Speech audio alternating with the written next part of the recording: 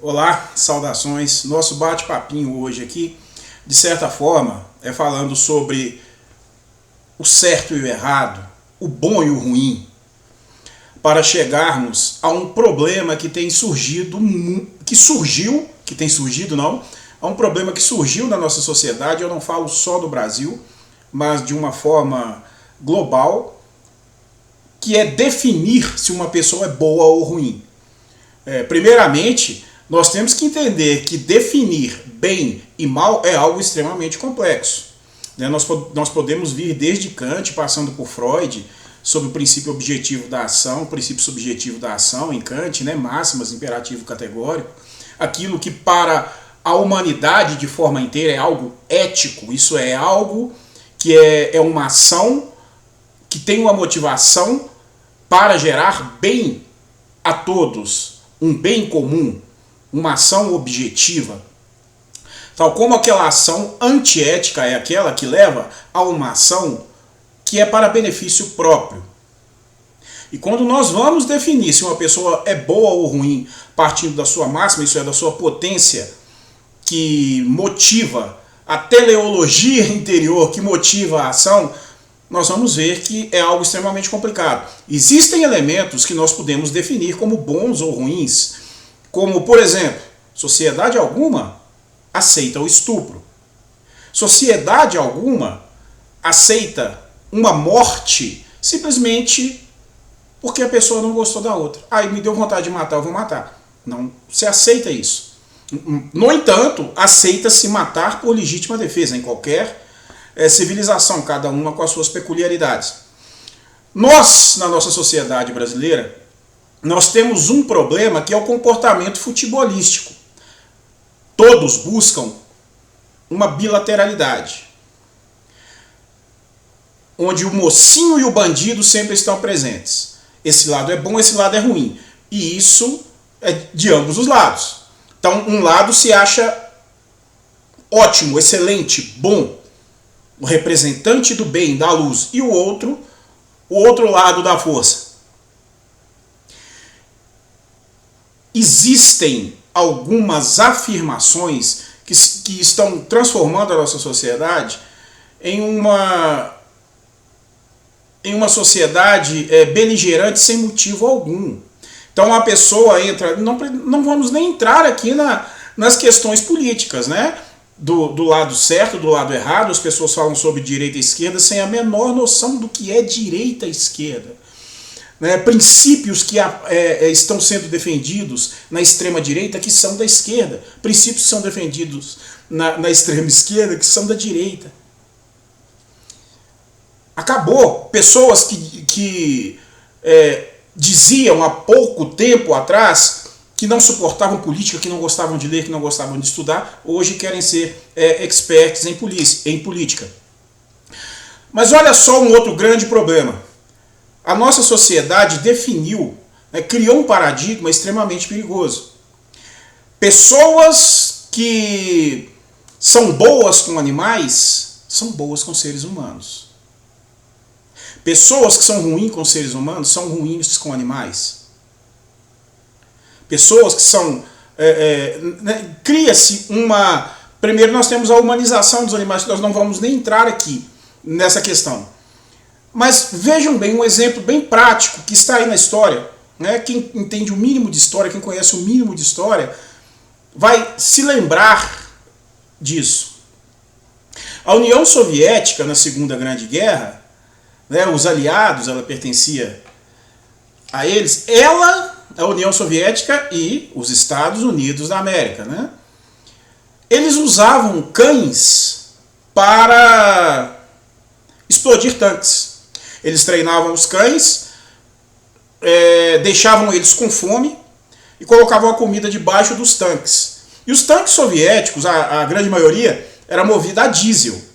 Então o cão ele associava o cheiro do diesel com o alimento. E quando ele era colocado em campo de batalha, a ideia é que ele fosse debaixo do tanque, ele usava tipo uma mochila, um peitoral, com uma espécie de antena, que quando ele entrava debaixo do tanque, ele batia essa antena dobrava e explodia tudo, o animal e o tanque.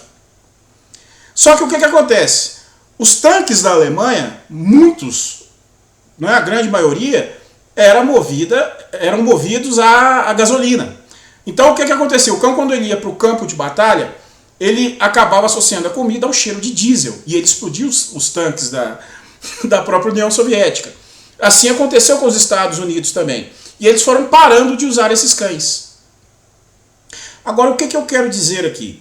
Que essas pessoas, né, consideradas os mocinhos da história, que combatiam os bandidos, né, o eixo, os nazistas, faziam isso com animais, para defender pessoas, né, dentro da teoria. E olha só o que acontece. O exército nazista não fazia isso. Ele usava cães para farejar. Ele usava cães para farejar bombas, né? E eram extremamente bem tratados, porque Hitler, ele era um defensor dos animais. E aí agora fica fácil de compreender. Ele defendia os animais, ele era bom com os animais, mas não com os seres humanos. Aquele exemplo que coloca por terra. Então, olha só, se uma pessoa, quando criança, sofre um trauma, sofre violência da família, apanha muito,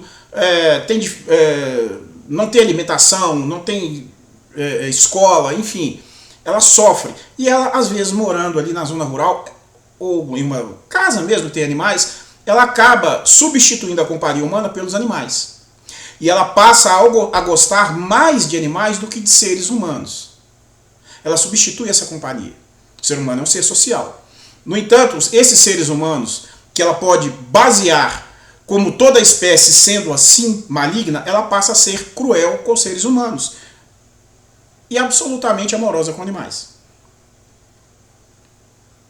Pode acontecer o contrário também, por questões traumáticas.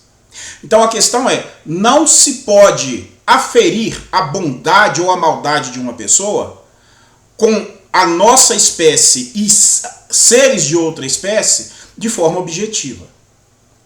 Então nós temos que passar a ter muito cuidado com esse tipo de coisa. Né? Nós, psicanalistas, psicólogos, psiquiatras, todos nós conhecemos histórias que a maioria das pessoas não faz ideia, de questões traumáticas, que às vezes nós temos que tentar descobrir, encontrar uma agulha no palheiro para entender o porquê de uma coisa tão fora da normalidade. É por isso que nós temos que ter muito cuidado com essa ideia de bem, de mal, de que existem pessoas que, analisando um simples comportamento, analisa-se a pessoa por inteiro. O ser humano é muito mais complexo do que isso. Então nós temos que parar com essa coisa de simplesmente ver um post na internet, né, ali no Instagram, ali no Facebook, alguém que se diz um especialista no assunto, que muitas vezes não é, ou às vezes até uma pessoa que foi formada aí, né, pela inteligência artificial, né, pessoal, porque tá cheio. Tem muita gente aí assim. Né, alguns profissionais, e aqui eu estou falando de geração, de idade. Existem pessoas que têm um caráter ruim, oportunista, em qualquer idade. Os canalhas envelhecem. Então uma pessoa ela pode ser um profissional, né, estar dentro de uma profissão, na verdade, mas não ter conhecimento algum. Mas ela consegue o quê? Alcance. Né? Hoje tudo é alcance na internet. Vídeos curtos, bem elaborados, com robotização, com vários seguidores que não existem, e essas pessoas passam a ser referência, mas são referências péssimas. Então, o conselho, né, eu não suporto o conselho, mas o toque que eu dou é, sempre que houver uma afirmação objetivando o comportamento, não caiam nessa. Comportamento é uma coisa muito mais complexa do que simplesmente dizer a pessoa que escreve apontando para a direita é uma pessoa cheia de iniciativa, portanto todo mundo que escreve apontando para a direita é cheio de iniciativa. As coisas não são assim, tá bom? Então, grande abraço e ficamos por aqui.